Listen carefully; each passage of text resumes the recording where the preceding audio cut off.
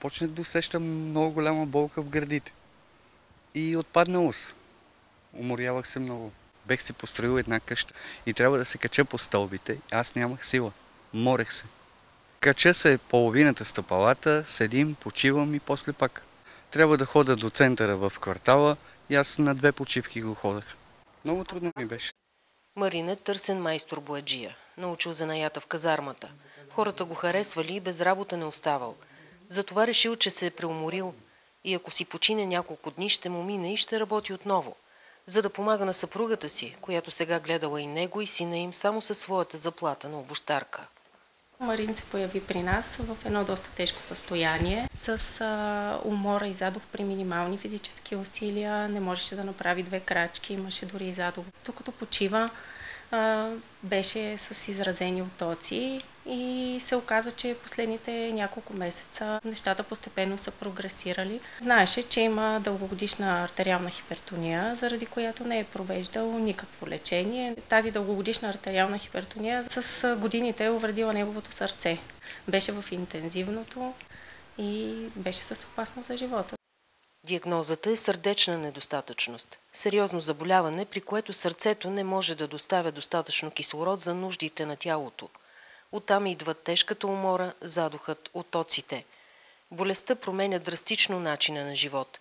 Половината от пациентите умират до 5-та година от поставяне на диагнозата. Затова кардиолозите я определят като по-опасна от рака. Доктор Кръстева поискала да говори с съпругата на Марин и да й обясни, че може да се случи и най-лошото.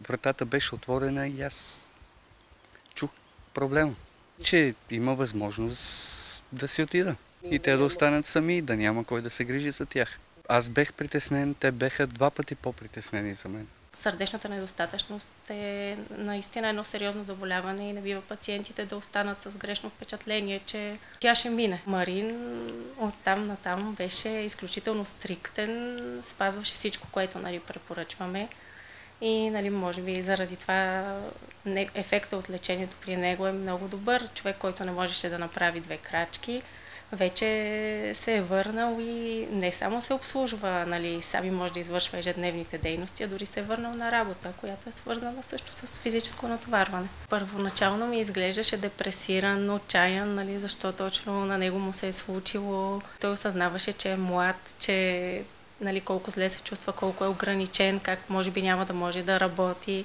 А сега вече ми се струва нов човек.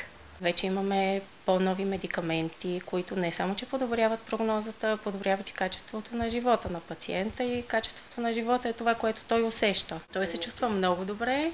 От тогава се чувствам много по-добре.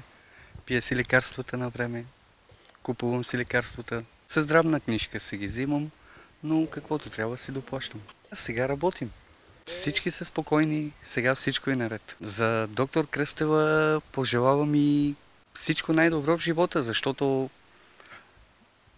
тя беше човека и доктор Кадийски също беха хората, които нищо, че съм от ромски происход, но те ми обърнаха много внимание.